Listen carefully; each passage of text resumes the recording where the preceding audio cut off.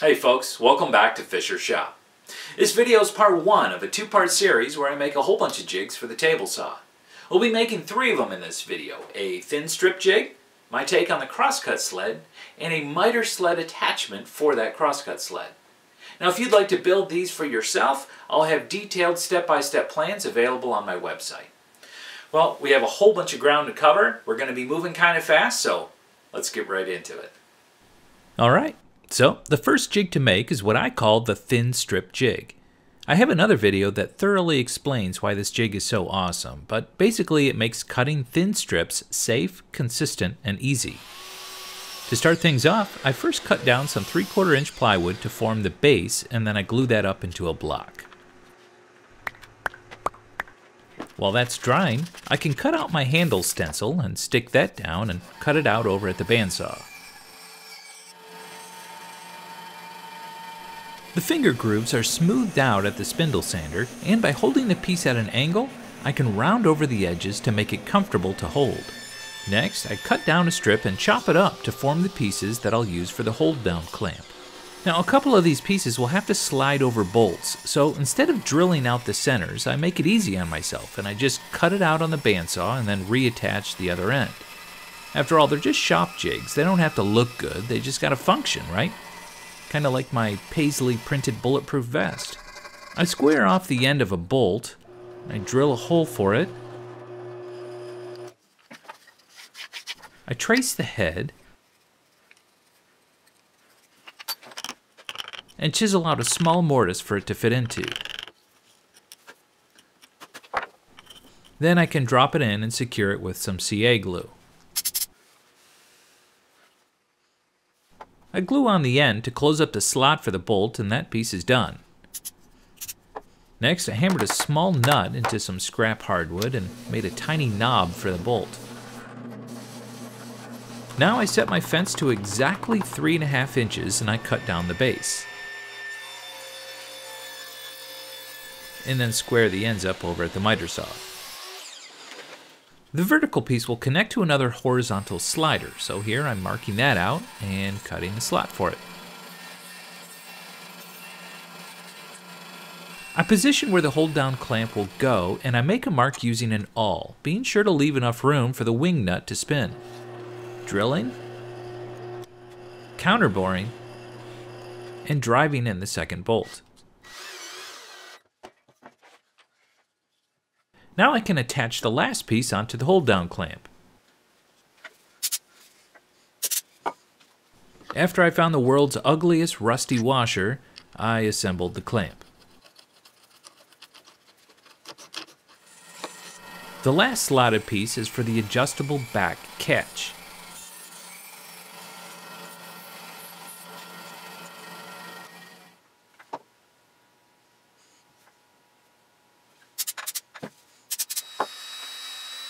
I drill a hole in the back of the jig, and then I fasten on the back catch with a lag bolt that has a little plywood knob.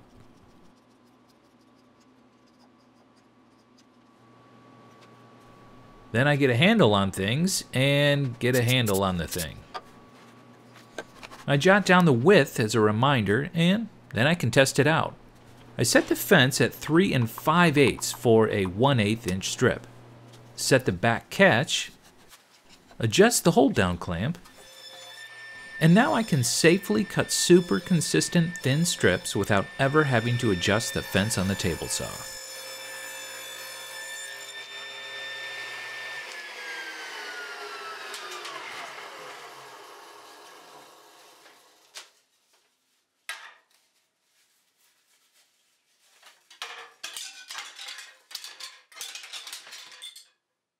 Now for the crosscut sled. Man, this thing is gonna be awesome. I'm gonna pack this thing so full of features and make it as complex as I can, 'cause that's what I do.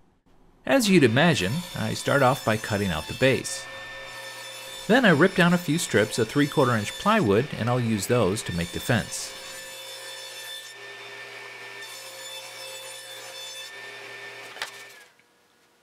I squirt on a bunch of glue and laminate the pieces together into a big block. Then I put on every squeeze clamp in the Western Hemisphere.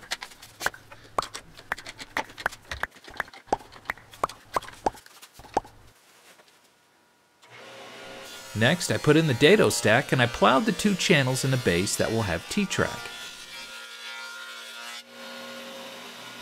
Now, T-track is just aluminum, so you can use most shop tools to cut it, but that being said, I still changed to my junk blade and my miter saw to do it. To fasten the T-track down, I chose to use CA glue and screws. The screws had to be real short so that they didn't protrude out the bottom, so that's why I doubled up and I used CA glue as well. It turned out real solid in the end. Now that the fence is dry, I could clean up the edges on the table saw and the ends on the miter saw. Then I could plow the channels for the T-track that will go on top of the fence, as well as the front face. Then I ran the fence through with the blade set at 45 to put a small dust collecting chamfer on the bottom. And then I can fasten in all the T-track.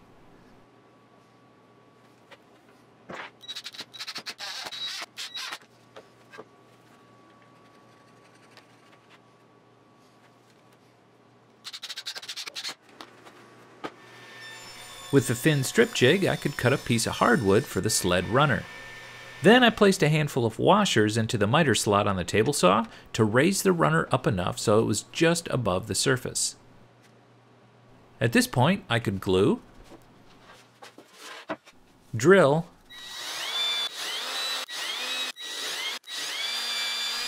countersink, and screw it in place. I used a framing square at the table saw fence to get the crosscut sled fence in the ballpark. Once I got it as close as I could by eye, I went ahead and I clamped it down and drove a screw in each end.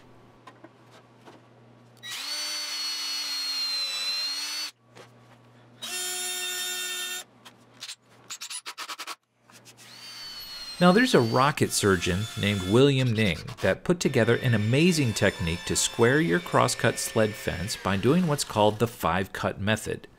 Basically, you cut a panel 5 times, measure the offcut, contemplate life without calculators, remember that you failed math, and make tiny shims to account for the variance that you need to correct. Then I take out one of the screws, move the fence the distance of the shim, and then screw it back in using a new hole. And after doing this a few times, I dialed in on a perfectly square sled. For the front coplanar block, I wanted to make something that could be adjustable. So here I'm laminating up some pieces that will have slots for T-track bolts to pass through. Once that's dry, I could clean up the top and bottom on the table saw and the edges on the miter saw. And then if you'd like to infuriate somebody, you can adorn it with a walnut topper, just like I did. I wanted to add a little piece in the back that would act as a blade guard, so I glued 2 scraps together, I cut a notch into it, and put a curve on it. Then I just stuck it right in the back so that my fingers won't be in danger of getting nicked. So here it is. The front T-track is awesome for holding small pieces. I made a cool flip stop that rides in the top T-track. The front coplanar block is removable if you have large pieces to cut. And I even drew on reference lines so that you can line up the front block to easily cut pieces for segmented projects. Now remember how I only put 1 runner on the bottom? This is why. You can move the entire sled to your other miter slot and use it with a tilted blade for angled crosscuts. How awesome is that? Now if you're looking to get absolutely perfect 90-degree miters, you're going to want to build one of these. This is a miter sled, but I'm going to make it as an attachment to my new crosscut sled. I start off by cutting a rough 45-degree angle on a couple of strips and then gluing them together. But before they dry, I clamp in a speed square to the inside to make sure they're right at 90 degrees.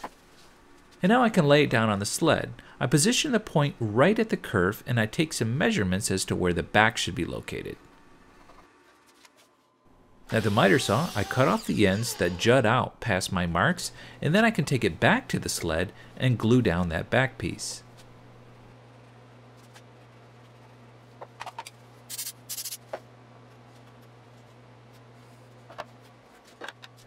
Then I add a spacer and I glue down another brace in front to add just a bit more stability. Next, I clean up the back corners so they're flush with the sides of the sled, and then I can drill some holes for the T-track bolts.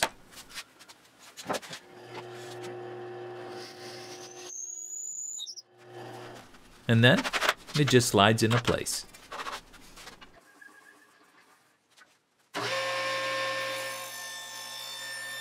Now that we know that the miter sled is exactly 90 degrees, we can make our first cut on one side, our second cut on the other, and we'll be left with a perfectly square miter joint. Check it out.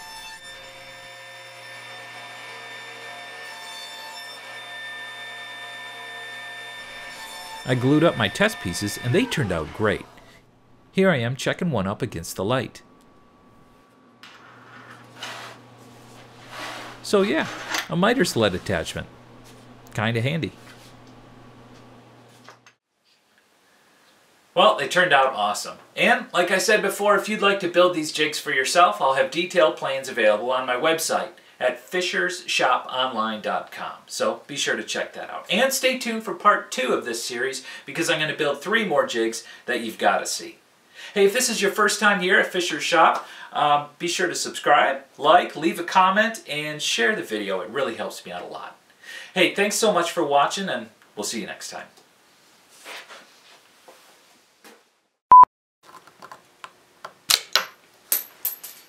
Well, that just vanished. Where in the world did that go? Oh crap, that was my only one.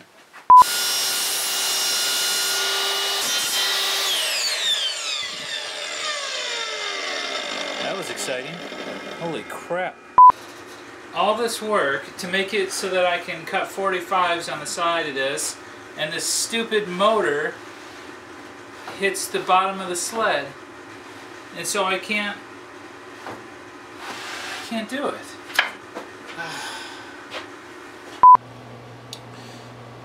Nuts.